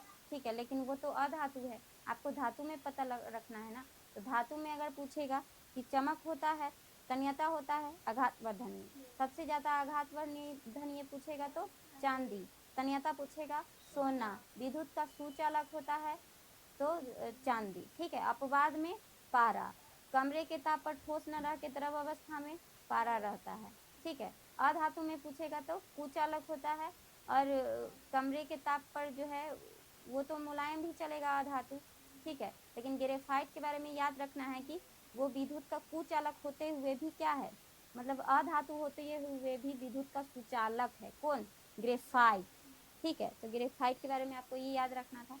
चलिए अगला चैप्टर में बढ़ते हैं, चैप्टर नंबर 4 देखते हैं। 4 है ना, चैप्टर नंबर 4 हो जाएगा ना नंबर चैप्टर, कार्बन एवं इसके यौगिक, बहुआ चुप रहो, बहुआ चुप, देखो संकेत इसका, कार्बन का संकेत कैसा होता है, सी से सूचित करते हैं इसको, इसका संकेत सी है। इसका एटॉमिक मास पूछेगा, मतलब परमाणु द्रव्यमान तो कितना है 12, परमाणु संख्या का दुगना है, परमाणु संख्या कितना है 6, और 6 का इलेक्ट्रॉनिक विन्यास तोड़िएगा तो 2 और 4 होगा, और बाहरी कक्षा में इलेक्ट्रॉन संख्या कितना है 4, और इस संयोजकता कहलाता है, बाहरी कक्षा में जो इलेक्ट्रॉन की संख्या होता है वही क्या होता है, संयोजकता होता है। और ये जो कार्बन है वो कैसा है, अधातु है, और ये मुक्त अवस्था में पाया जाता है, और इसका अपरूप होता है हीरा, ग्रेफाइट और कोयला, इसका क्या है, अपरूप है। अब वर्जिलियस के अनुसार देखिएगा तो 1815 ईस्वी में ही बोले कि सजीवों में कार्बन का निर्माण अदृश्य है, मतलब सजीवों में जो है ना कार्बन का निर्माण वो अपरूप हो रहा है, प्रयोगशाला में नहीं बनाया जा सकता है। लेकिन इन्हीं का चेला था बोहलर, ये ना CH4 और CNO को उष्मा देता है और ऐसा बना लेता है, और इसको NH2CONH2 प्रयोगशाला में बनने वाला पहला कार्बनिक यौगिक बनता है, और उसके बाद सब बनाते ही चला जाता है, और 1 करोड़ से ज्यादा, 1 करोड़ 60 लाख के आसपास कार्बन यौगिक बना लिया जाता है। बाकी आगे देखेंगे कार्बन का अपरूप के बारे में। तो हीरा के बारे में जानिए, हीरा कार्बन का अपरूप है। जो हीरा जो है वो ठोस होता है, विद्युत का कुचालक होता है, विद्युत का प्रभाव नहीं होता है। अपवर्तनांक हीरा का 2.42 होता है, संरचना त्रिविमीय होता है, किसका, हीरा का, और सहसंयोजक बंधन इसके बीच लगता है, इसी वजह से मजबूत और कठोर होता है, ठीक है। अगर हम ग्रेफाइट का बात करेंगे तो मुलायम होता है, विद्युत का सुचालक होता है, और देखे थे ना अधातु था ग्रेफाइट, और तब भी विद्युत का क्या था, सुचालक था। आकृति षटकोणीय होता है, आकर्षण बल जो है वंडर बल जो है इसके बीच का आकर्षण बल है, वंडर बल बल्स, ठीक है, वंडर बल्स, ठीक है, ये है। फ्लोरीन की बात करेंगे तो कार्बन का शुद्धतम अपरूप जो है फ्लोरीन है, और आकृति जो है इसका फुटबॉल के जैसा होता है, और कैगो कार्बन है 60 जो C60 याद रखना है। आगे आप लोग को हम बताएंगे, आगे आप लोग को हम बताएंगे क्या जानते हैं, लुईस का लुईस को पहचानते हैं, लुईस इलेक्ट्रॉन बिंदु संरचना, ठीक है, लुईस इलेक्ट्रॉन बिंदु संरचना के बारे में देखिए, थोड़ा सा देखिए, हम इसको निकाल लेते हैं, ठीक है। बिंदु संरचना में क्या बोले हैं, इलेक्ट्रॉन बिंदु संरचना देखिए ऐसे, अगर हम आपको बोले कि CH4 को लुईस इलेक्ट्रॉन बिंदु संरचना,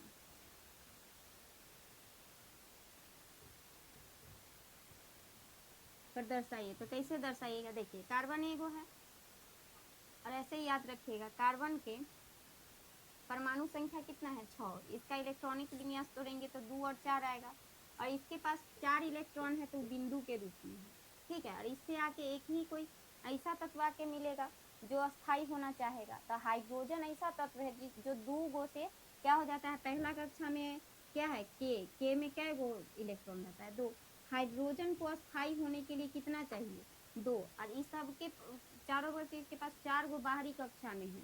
अगर इधर से हाइड्रोजन आएगा अपना 1 इलेक्ट्रॉन इसको देगा, ठीक है, इधर से आएगा अपना 1 इलेक्ट्रॉन इसको देगा, इधर से आएगा 1 इलेक्ट्रॉन इधर, और इधर से आएगा 1 इलेक्ट्रॉन, और कार्बन को अस्थाई होने के लिए 8 गो चाहिए, तो देखिए 2 4 6 8, 8 गो हो गया कार्बन के पास, 8 गो हो गया।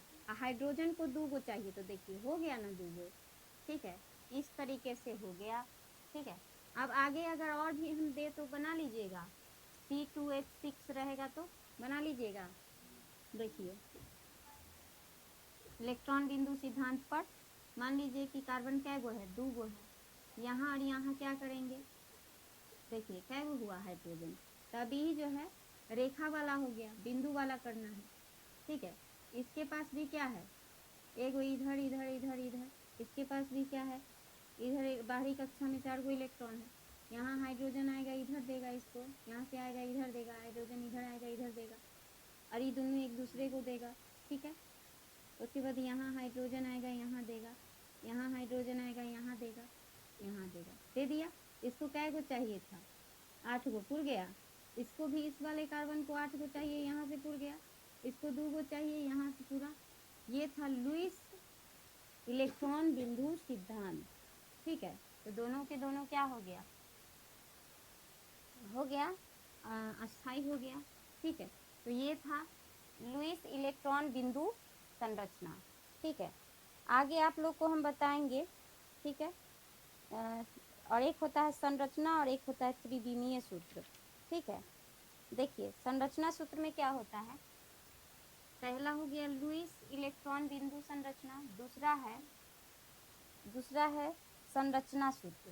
क्या है, संरचना सूत्र। ठीक है, और एक होता है त्रिविमीय सूत्र। ठीक है, संरचना सूत्र में क्या करना है, सो देखिए संरचना सूत्र में जहाँ आप बिंदु दिए हैं ना, उसको रेखा बना देंगे। ठीक है, जैसे कि मान लीजिए कि यहाँ पर था CH4। ठीक है, तो ऐसे करेंगे, कार्बन इसको ऐसे रेखा बना देंगे। ठीक है, तो एक हो जाएगा, 2 3 4, यहाँ से आके हाइड्रोजन चारों तरफ से जुड़ जाएगा। ठीक है, समझ गया। तो ये क्या था, संरचना सूत्र में था। अगर हम आपको बोले कि C4H6 का बनाइए, तो कैसे बनाइएगा, 2 कार्बन है, सिंगल बाउंड है, इधर इधर ऐसे करेंगे, यहाँ हाइड्रोजन देंगे, हाइड्रोजन देंगे, हाइड्रोजन हाइड्रोजन हाइड्रोजन हाइड्रोजन। ठीक है, हो गया, 6 गो हाइड्रोजन हुआ, 2 गो कार्बन हुआ। लेकिन आपको कैसे पता चलेगा कि सिंगल बाउंड है कि डबल बाउंड है, बस अगला पॉइंट आपका यही है कि आपको सूत्र के माध्यम से ही पता चलेगा कि सिंगल, डबल और ट्रिपल बाउंड क्या है। ठीक है, चलिए आगे आपको CH4 C2H6 दे देंगे, आ जाएगा। ठीक है, C3H8 कर लीजिएगा, 3 गो जैसी है कार्बन दीजिएगा, 8 गो फैल जाएगा हाइड्रोजन। ठीक है, तो ये था। आगे मिश्रित अच्छा देखिए, मिश्रण और यौगिक के बारे में आप क्या जानते हैं, यौगिक के बारे में बताते हैं। क्या हो गया, मिटाने वाला कुछ है नहीं, मिटा दे इसको, उतारिएगा, उतारना है, देख लीजिए, उतारिए। इसमें देखेंगे एलिफेंटिक और एलिसाइक्लिक और एरोमेटिक। इसमें एलिफेंटिक में देखिए संतृप्त होता है, एक असंतृप्त होता है। संतृप्त में देखिएगा तो एल्केन होता है, जिसको पैराफिन कहते हैं। एल्केन का सूत्र होता है CnH2n+2। एल्केन वाला में +2 लगा हुआ है। एक होता है एल्कीन और एक होता है एल्काइन। ये सिंगल बाउंड होता है, ये डबल बाउंड और ये ट्रिपल बाउंड। ठीक है, इसमें याद रखिएगा एल्कीन वाला में CnH2n है, और इसमें है CnH2n-2। काइन वाला में, किसमें, एल्काइन में, जिसका नाम है एसिटिलीन, और इसमें एल्कीन का है ओलिफिन। ठीक है, ओलिफिन, डबल बाउंड।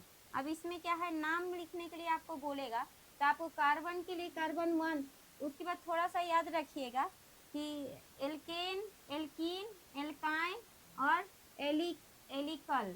ठीक है, इसमें देखिएगा एलिकल में क्या है, CnH2n+1 हो जाता है। बाकी सब में प्लस माइनस है भी तो 2 है, लेकिन इसमें 1 है, बाकी सब में अब 1 1 आएगा। एल्केनॉल, ठीक है, CnH2n+1, और एक्स्ट्रा में आपको याद रखना है OH। इथर का वही होगा CnH2n+1, और O याद रखना है। ठीक है, इथर में O रहेगा लास्ट में जुड़ा हुआ। एल्डिहाइड कहेगा तो CnH2n+1 ये पूरा रहेगा, और प्लस में क्या रहेगा, CHO। ठीक है, कार्बोक्सिलिक अम्ल पूछेगा तो CnH2n प्लस 1 COOH रहेगा लास्ट में लगा हुआ, पकड़ लीजिएगा कार्बोक्सिलिक अम्ल को, ठीक है। कार्बोनिक पूछेगा तो CO रहेगा, ठीक है। कीटोन का पूछेगा तो CO लगा रहेगा और ऐसे रहेगा 2 R करके, और कीटोन का रहेगा। एस्टर पूछेगा तो COOR रहेगा। एमीन पूछेगा तो NH2, ठीक है। और इसमें कार्बन के संख्या के आधार पर याद कर लीजिए, मेथ हेथ प्रोप, प्रोप मतलब 3, 4 को ब्यूट कहेंगे, ठीक है। ब्यूट 5 प से 5 पेंट, पेंट प से 5 प से पेंट, ठीक है। हेक्स 6 7, हेप्ट 8 से अ से 8, अ से ऑक्ट, ठीक है। नून 9 से 9, नून 10 से डेक, 10 रुपया डेक हो जाएगा। तो लगभग तो ऐसी उसी में अक्षरे में दिख रहा है, अ से ऑक्ट, अ से 8, 9 से 9, 9 से नून, ठीक है। डेक, ठीक है। पेंट 5, ब्यूट, प्रोप 3, एथ मेथ हो जाएगा। देखिए यहाँ पे कार्बन के संख्या पर निर्भर करेगा उसका नाम। यहाँ वहां से कार्बन की संख्या मान लीजिए 1 है, देखिए कार्बन की संख्या 1 है, और इस 1 के जगह हम रख देंगे इसमें, देख लीजिए क्या है, CnH2n प्लस 1। यहाँ n के जगह अगर हम 1 रख देते हैं, CnH2n प्लस 1 है, प्लस 2 सॉरी, तो n की जगह अगर हम यहाँ पे 1 रख देंगे, C1H2, n के जगह कितना 1 प्लस 2, तो अब बताइए C1 है तो 1, H2 प्लस E, 2 और 2 कितना हो जाएगा 4, तो H4 हो गया, ठीक है। और सब में कैसा बाउंड बनेगा, सिंगल सिंगल, क्योंकि ये सूत्र किसका है, सिंगल बाउंड का, तो इसको हम CH4 लिखेंगे। और इसका नाम क्या देंगे सो बताइए, सिंगल बाउंड है। और यहाँ पे आप जानते हैं कि कार्बन की संख्या कितना है, 1 है, तो 1 संख्या के लिए क्या कहते हैं, मेथ। और इसमें लगा हुआ है क्या, केन, ठीक है। तो इसको क्या लिखेंगे, एन, ठीक है। तो इसका कार्बन के संख्या 1 होता है तो इसको कहते हैं मेथ, और यहाँ पे लगाना है क्या, एन, तो एन ए के बदला ऐसे आ जाता है, ऐसे एन, तो इसका नाम क्या हो जाएगा, मेथेन। उसी तरह से कार्बन की संख्या 2 है तो इसमें क्या हो जाएगा, मेथ एथ होता है तो एथेन हो गया। उसी तरह से कार्बन की संख्या 3 को क्या कहेंगे, प्रोप, ठीक है।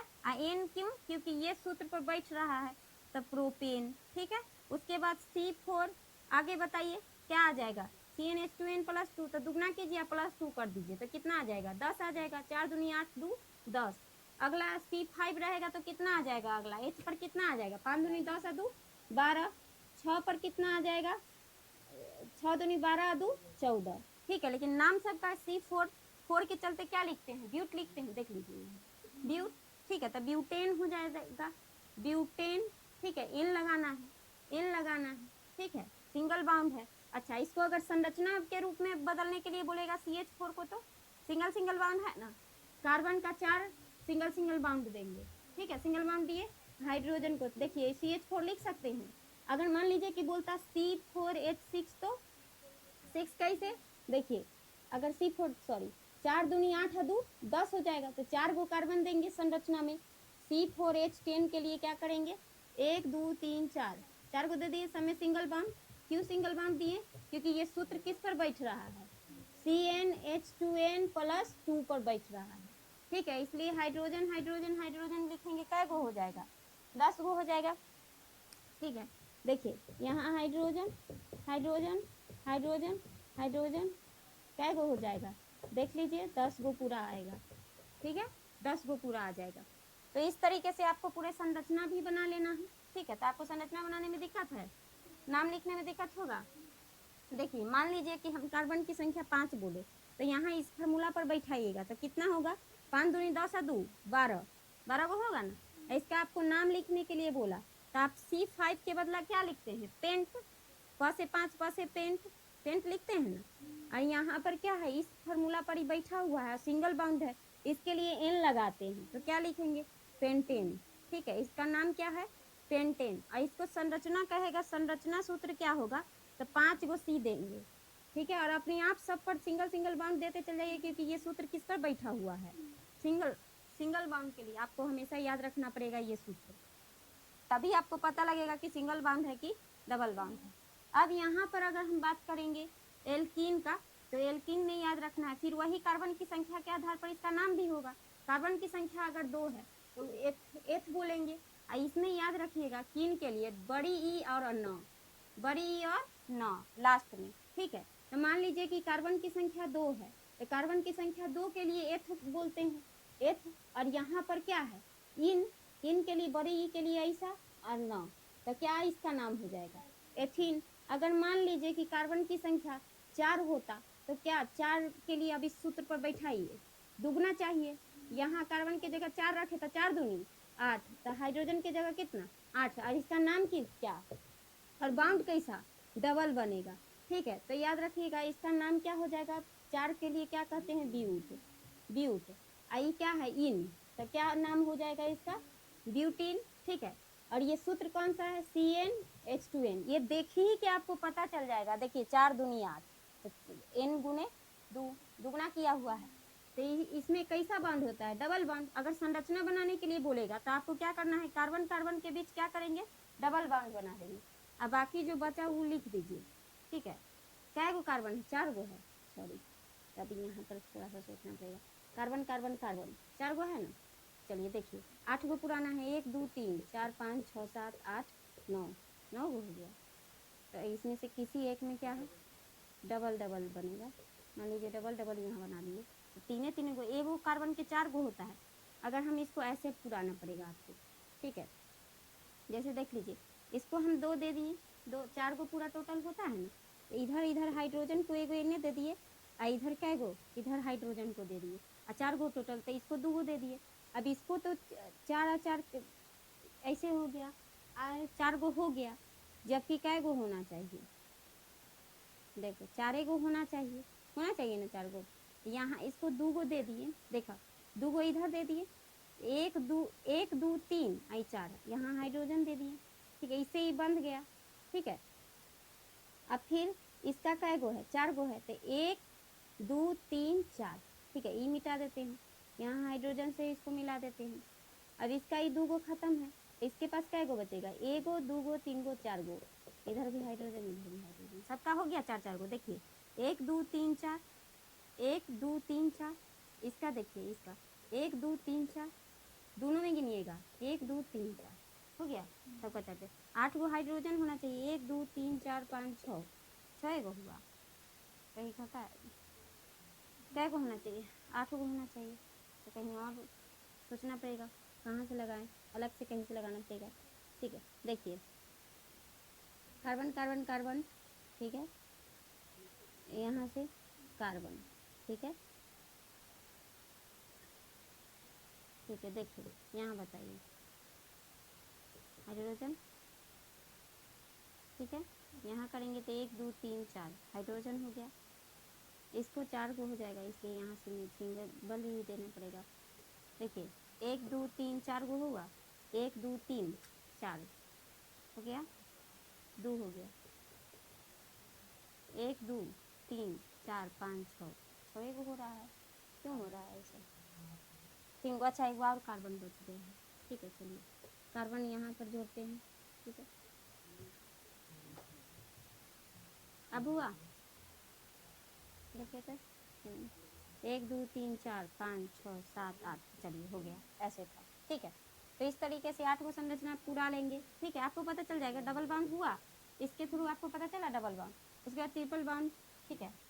हम इधर लिखे हुए हैं, इधर कंफ्यूज हो रहा है, ठीक है। देखिए hydrogen carbon double three bond carbon 8, देखिए अगर हम देखेंगे तो मान लीजिए कि 2 गो कार्बन लिए, ठीक है। तो इस पर इस सूत्र पर हम बैठाएंगे, दुगना करके 2 घटा देंगे, तो 2 के दुगना कितना 4, 4 में से 2 घटाएंगे कितना 2 गो, एक। उसी तरह से अगर मान लीजिए कि कोई और संख्या हम ले लिए, ठीक है, कार्बन की संख्या ले लिए मान लीजिए 4, तो दुगना करेंगे 8, 8 में से 2 घटाएंगे 6 आया। इसका आप संरचना पहले इसका नाम देंगे, क्यों कि इसमें एक आयन है, क्या है आयन है, ठीक है। देखिए लास्ट में आयन लगा हुआ है, ठीक है। तो अब बताइए 4, कार्बन की संख्या 4 है तो ब्यूट ब्यूट ब्यूट क्या है आयन है, तो आकार की मात्रा आयन, ठीक है। इसका नाम क्या हो गया ब्यूटाइन। अगर C5 तो C5 अब कितना H होगा, दुगना करके 2 घटा दीजिए, दुगना कीजिए दुगना कीजिएगा 10, 10 में से 2 8। अब इसका नाम क्या होगा? प से 5 या प से पेंट, पेंटाइन, क्या हो जाएगा? पेंटाइन। ठीक है, कोई दिक्कत? इसका संरचना पूछेगा, संरचना पूछेगा तो कैसे बताइएगा? अच्छा, C2H2 का संरचना देखिए, कार्बन ट्रिपल बॉन्ड एक दूसरे के बीच, ठीक है। कै गो हाइड्रोजन है, इन्हें जोड़ दीजिए, हाइड्रोजन इन्हें जोड़ दीजिए, हो गया, कहानी खत्म। उसी तरह से मान लीजिए 4 गो है, ट्रिपल बॉन्ड तो ही हो गया, इन्हें से एगो जुटेगा कार्बन से, ठीक है। तभी इसका कै गो है, यहाँ हाइड्रोजन, यहाँ हाइड्रोजन, यहाँ एक एक हो सकता है हाइड्रोजन, 1 2 3 4, ठीक है। यहाँ 3 गो, एक का 4 गो हो जाएगा, और यहाँ 1 2, ठीक है। इसको एक बार देंगे, क्या गो? 1 2 3 4, हो गया ना खत्म। क्या गो है? 1 2 3 4, क्या गो? 6 गो होना चाहिए ना हाइड्रोजन, कार्बन 4 गो हुआ। अच्छा 1 2 3, अच्छा कार्बन एक और होना चाहिए। चलिए देखिए यहाँ से मारते हैं, 1 2, हाँ कंधे में पूरा चाहिए, 6 गो पूरा, 1 2 3 6, हाँ पूर गया, देखो 1 2 3 4 5 6, हो गया, ठीक है। और 4 4 को सब में पूरा चाहिए, 1 2 3 4, एक 3 गो इधर है, एगो 4 गो, 4 गो इसका, इसका हुआ, फिर इसका सिंगल सिंगल 4 गो, हो गया। अब जहाँ है तहाँ बैठा देंगे, बैठाने में दिक्कत नहीं ना, समझ गए ना? नाम लिखने में दिक्कत है नहीं, बाकी सब समझ गए। ये याद कर लीजिएगा, मेथड प्रूफ। अगर मान लीजिए इसका नाम बताइए तो जल्दी से हम पूछते हैं, तीनों में से कोई फार्मूला याद है? CnH2n प्लस CN, ठीक है, मान लीजिए, बताइए तो, C5H8, नाम बताइए, सूत्र समझ जाइएगा, दुगना करके 2 घटाया गया है, पेंटाइन, आइन लगेगा, ठीक है। अब बताइए C6, इसका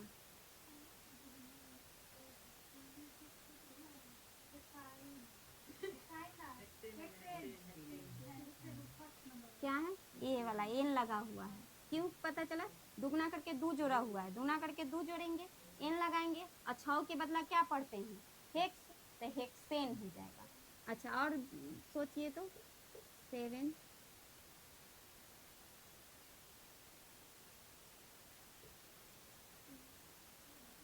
दुगना करके 2 घटाए, ट्रिपल बॉन्ड आइन, 7 को क्या कहते हैं? हेप्टाइन, आइन, ठीक है, F 7। अब बोलो, जो बोलेगा उसको मिलेगा लड्डू।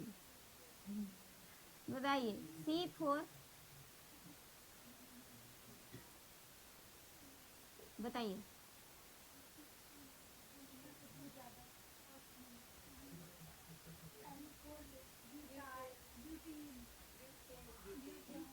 क्या होगा? ब्यूटेन, ठीक है। क्यों 4 को ड्यूट बोलते हैं, एन क्यों? क्योंकि दुगना करके 2 जोड़ दिया गया है, तो पहला वाला में आ गया सिंगल बॉन्ड, इसके बीच कैसा बॉन्ड बनेगा? सिंगल। अच्छा सबको याद हो गया, डबल बॉन्ड में CN दुगना, डबल बॉन्ड डबल कर देना, double bond double, CnH2n, double bond double, आइन, आइन में क्या करना है? भगाना है उल्टा, ठीक है। ट्रिपल बॉन्ड में क्या है? 3 को देखने के लिए है, लेकिन 2 भगा दिया है, ठीक है, याद हो गया। अब बताइए तो जल्दी से ना, सिंगल बॉन्ड का formula, CnH2n plus 2, double bond CnH double कर देना है, डबल बॉन्ड डबल डबल, ठीक है। इसका नाम क्या है? एल किन है, तुम बोला हमको किनने के लिए, कुछ भी मेला ले गए थे, ले गए थे, कब ले गए भाई? ठीक है, नहीं भी ले गए तो मान लो कि ले गए, ठीक है। ले गए किनने के लिए, बोले हम नहीं किने कुछ, बोले जितना है उतने रहेगा, CnH2n रहेगा, उसके अलावा 1 रुपया ना देंगे कुछ, ठीक है। तो देखो CnH2n एक किन दिए थे, n आ गया था, n, ठीक है। और काइन, काइन, एल्काइन, एल्काइन क्या? CnH2n, और तुम बोला ना तो घटाइए आइन, ठीक है, एल्काइन, हो जाएगा, याद हो गया। Single bound, double bond, triple bound. चलिए अब फिर अभी हम ऑनलाइन आते हैं, इतना हो गया क्या? क्या तो ये सब बता दिए थे, ठीक है। चलिए मिलते हैं नेक्स्ट क्लास में।